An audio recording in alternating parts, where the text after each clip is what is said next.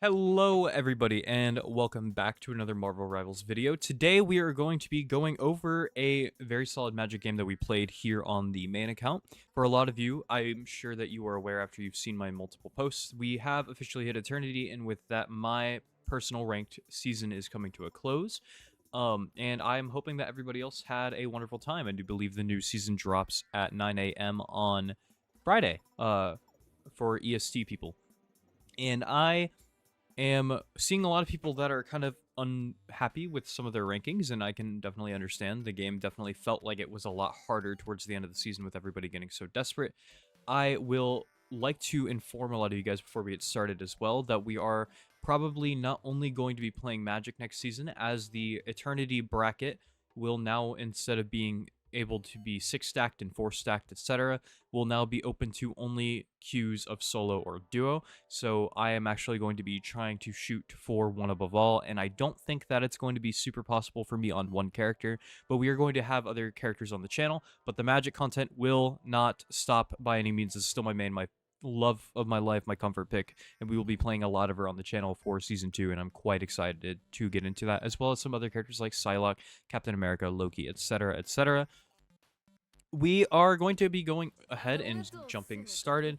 I do believe this was a rather good game for us. I want to say that we played pretty decent, all things considered. Taking the left side to start off, just kind of make sure that we can get an okay angle on the backline as we approach, so that way we can, cause a bit of disruption for our team to move in. End up missing on the Atom, no big. We'll end up moving back over to the left. It's really, really important that we kind of notice how we have a lot of our cooldowns still up and running, right? So what I mean by this is we're never engaging super duper hard for the most part, and we always have at least one utility piece to leave. So in this situation, we ended up dashing in with our big uppercut ability, trying to kill a support. We end up missing, no biggie. We'll end up poking and then falling out, which is totally fine. And a very, very big thing, I see a lot of players end up messing up their dive and getting themselves killed because they will overcommit after a mistake.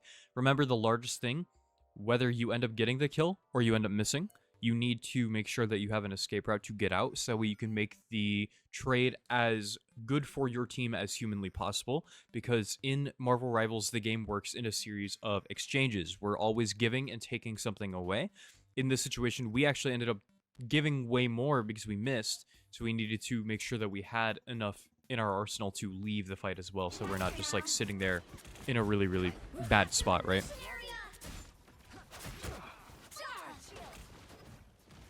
Making sure that we're charging up this right click, or the projectile, so we're always building up ult charge whenever we're just waiting here in the neutral game, which is before anything ends up happening with the tanks and whatnot. Mantis ends up beaming us because we're worse at the video game. Okay, we see Iron Fist gets split off. We kind of just pressure him a little bit to make him retreat. And again, not going super ham. We're not committing to anything really huge quite yet. We're just poking, building up ult charge to make sure that we have stuff for the future. Always making sure that we're accomplishing something, whether that be building ult charge or pressuring the backline, etc.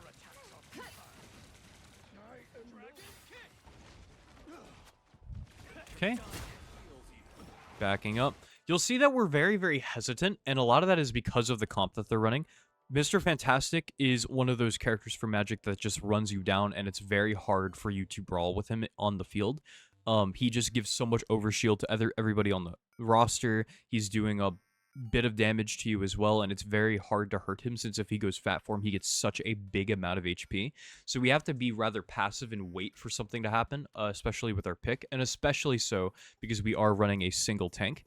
This is a rather big situation for Mr. Fantastic because he does act as an off tank, and it's for the most part we're running res comp with Magik and Iron Man and Magneto, right? So we're not going to be having nearly as much sustain in these fights as they do, because they have so much overshield going around, and all we have is the res for Mantis and Atom, two healers that on their own are mostly dumping damage and healing whenever necessary, rather than just constantly healing. And they have res comp as well, but they have the Invisible Woman and the Iron Fist, who is parrying and getting a lot of overhealth. With that being said, Iron Fist, luckily for Magik, is rather okay, because he can't really go in on you super safely, and you're able to get away rather easily. I think he just absorbed the Iron Man ult. That's kind of crazy. Iron Fist. So the Mr. Fantastic dies, and it's very, very important that we understand what tempo is. Tempo is the action of something taking place, allowing for either team to kind of create a snowball effect where they're able to just kind of run like a steady train through an area. Because Mr. Fantastic died, he was the biggest thing that I was worried about holding us there, because again, he can disrupt you quite a bit. He can stop whatever dive you're trying to do very, very easily, especially with the soul bond on the other team. So the second he dies, we immediately open up an avenue to kind of just be in a little bit more aggro and just be really, really aggravating for the backline. Now Adam Warlock is dead. Magneto is alone. We can go ahead and pick him out. And lovely. Just kind of waiting for the next push to happen. Making sure that we're holding up here so they're not just walking back for free. We have an ultimate as well, so we're coming up on a very, very big opportunity to make a big play. Again, we're kind of just wasting time. Huge, by the way, that they end up ulting here. I want to really hammer it home. When you ult like this and they use an ultimate, for those of you that are in like lower elos, diamond, platinum, and below, I see a lot of you guys being like, oh, it's so frustrating whenever they use a support ult and I don't have it. Well, it's not exactly a 0 though, because especially if you think about it this way, again, a series of exchanges, if Magik ult is worth 7 and a Invisible Woman or a Luna ult is worth 10, we just essentially traded a 7 for a 10 because our base kit is already so crazy on Magik that we're going to be able to get value even without this happening. Yes, it does suck that they use the support ult, but now this is going to open up a bigger opportunity for our Magneto, our Iron Man, even us to just go a little bit more wild because their other support ults are not nearly as good as their Invisible one, right? So it's very, very big. And especially so because remember, we did in fact use our Luna ult in the last fight, so it evens the playing field quite a bit for us because we actually have a little bit of an advantage with our Mantis getting their ult sooner than their Mantis as of right now. Kind of just trying to fish right here. You can one-shot supports out of their ultimate as Magik whenever you are ulting, so we were trying to kind of fish for it to see if we can kill the Invisible Woman at the last second. Huge demon right there. They were just kind of standing in the choke, and it's a very good opportunity to use it. Building constant shielding. We're already at 25% ult again. Look at how much ult we're building just off of these demons, by the way. We're at 35%. We literally just came out of the ultimate. Like, let's put this in perspective, right? Of their team, Mr. Fantastic is only at 38 after using his ult, right? Not anywhere near how much value we're getting out of our demon and how much ult charge we're building because of it. Obviously having to retreat because of the portal. Burning a lot of abilities, that was kind of a throw on my part. That's okay. And we're now out of cooldowns, but we've dropped the demon. They're on their way back.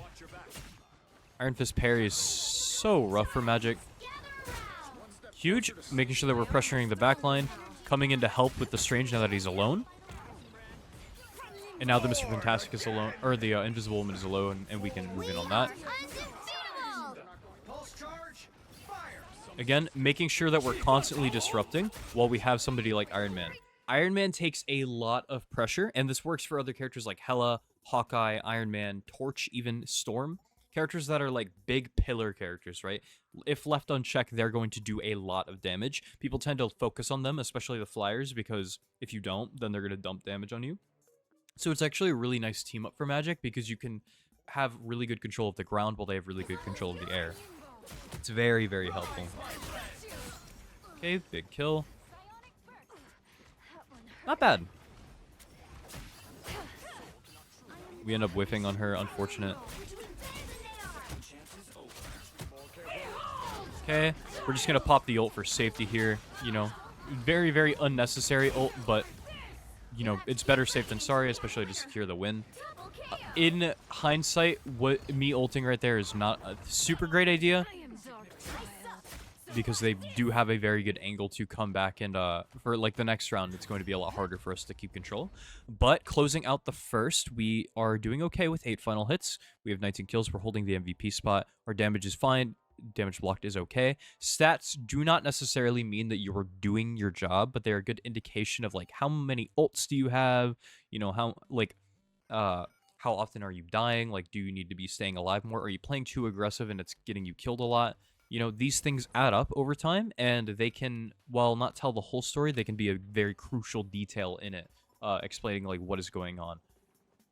A lot of times you can tell, like, oh, somebody's not getting their ult enough just based on how much healing and damage that they're doing, especially on characters like Loki. Magik needs a lot of damage to really be like, oh, I have this many ults. Very, very important.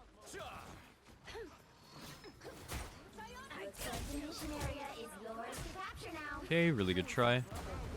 Ended up not getting her because of the soul bond and burst healing from Adam. Adam is very good in a 3 support comp. He's one of the best to ever do it, just because of how much he provides to the team in terms of burst healing. It stops dive very, very easily, which is really, really good for a character like that, especially since he also acts as an off DPS. Making sure that we're always taking priority of the squishier targets. We can't... Doing damage to tanks is very, very solid for Magik as well, but obviously we just get a lot more value out of... Cheeky kill on Iron Fist, by the way. We get a lot more value out of disrupting the backline, which is a very big thing about Magik, because you can swap from Brawl to just straight up backline harassment duty in an instant, which is great. Hate that character, by the way. Star-Lord is so aggravating for Magik players. Flipping out of it just to take no damage, man. But my portal can't go vertical. It's okay.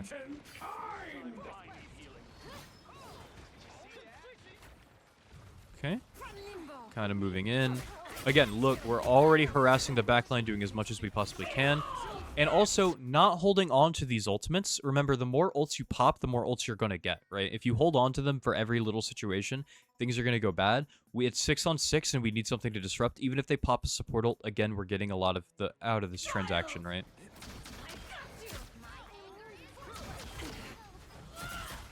And even then, they end up living, mostly because we fumbled the bag a little bit. We do get the Mantis, and now, look at that. It's a 6 on 4, which is a huge deal for us right now. We really want to hold this point as long as we possibly can. Very, very big kill on the Invisible Woman.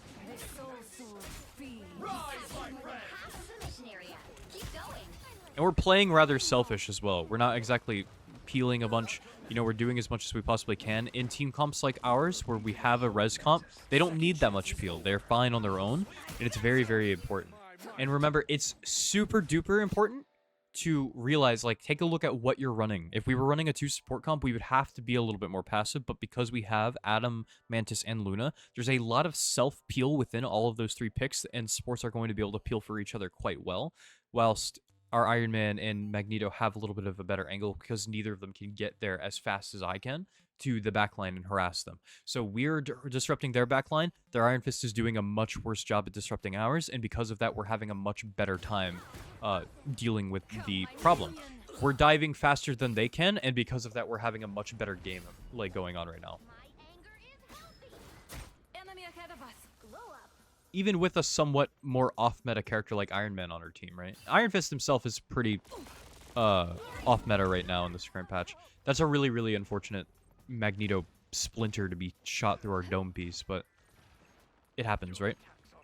What can you do? Can't win them all.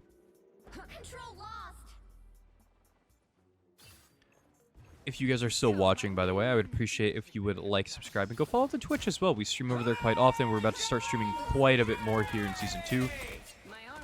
Really, really unfortunate that we did not kill him. Again, I hate Star-Lord flip with a passion. It drives me nuts as a Magik player. For any other character, it's fine. But just for Magik, it's super aggravating. Really, really big. Very lucky. That has nothing to do with skill. We just got lucky right there. Okay, I'm just going to try to build up as much ult as possible.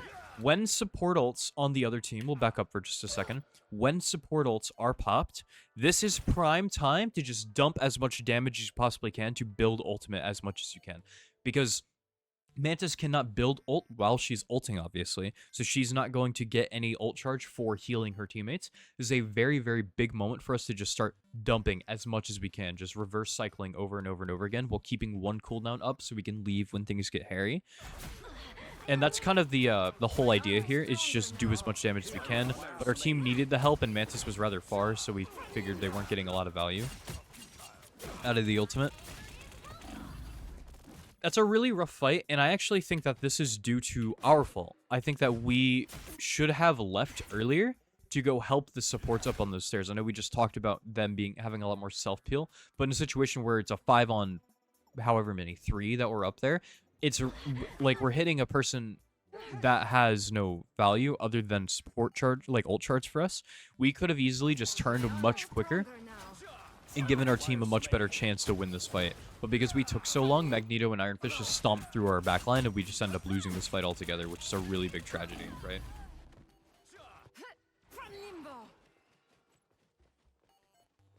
Okay, just standard pathing, nothing too fancy.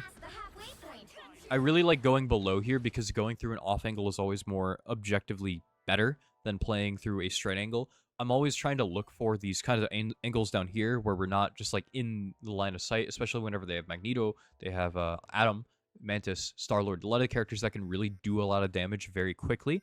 So by going below, we eliminate that option unless somebody's just here to check us, right? Which is very, very large.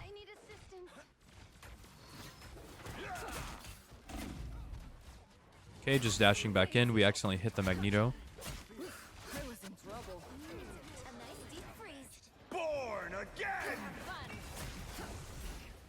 Dumping the demon here. They're all really low when coming out of Animal, so it's not too bad. And that's a really tragic, huge invisible woman push, by the way. This might, I think this saves them from losing here, actually. Yeah, it sure does.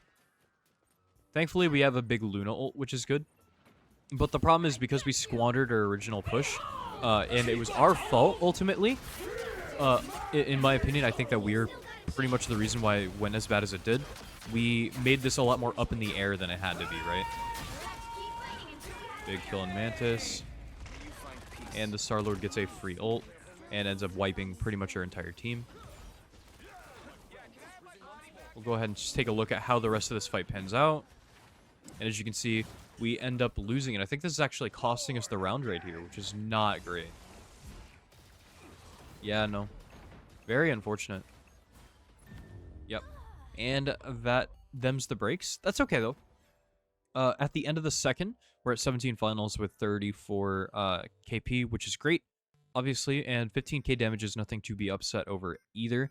Right now, we're kind of having an issue of, I think that one play that we talked about already was a large factor in like why that didn't go as good as we probably wanted it to. I think if I would have actually peeled off and then went over to our supports a little bit earlier, we actually do win that with relative ease. I think that it was a super duper safe bet. We forced the Mantis ult. We should have immediately turned around, right? At the second that we were like, oh, none of my team is here. What am I doing here? Turning around, because we still need to help them in situations where they're just hardcore, just like walk into their backline as a 5-man. Which sucked really, really bad. Because now the game is a very, very big chance to be a loss, even though we had a cushion of a round. Reverse 99 sweep type stuff, you know?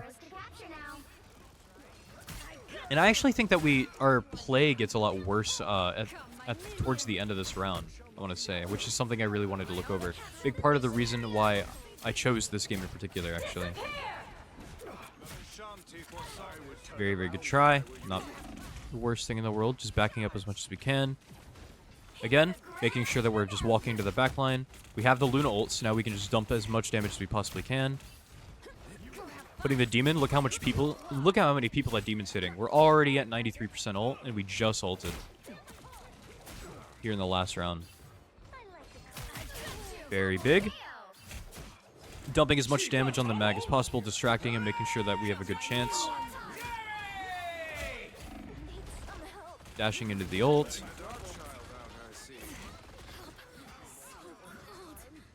The ego in me would have definitely wanted to get that Star-Lord, but it's just not worth it, man. At the end of the day, it's just never worth it.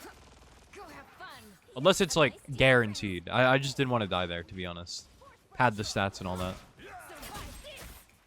Oh, Stupid character. So many moves to get out. Really, really unfortunate. Here, I was not expecting them to all come this way, which is why we end up dying, which is really unfortunate. I did not think that they would wrap around. I saw them pushing main, so I thought, oh, wow, there must be pushing main. This is going to be great. I can move around to the backside. Very, very big oversight on my end. And, again, we're going to be giving up a lot of tempo because of it. And right here, our strange player, actually, this is my duo. He goes, hey, man, I'm just going to teleport you back. And I'm like... okay, and they're already here on the point, and we are down a player. It's okay. I believe it works out, though, and we end up ulting immediately after. Huge combo with the Strange ult. God, Manta's so tanky in her ultimate. Dropping the demon, just trying to build up as much ult as we possibly can. I should have taken a little bit longer to wind that demon up.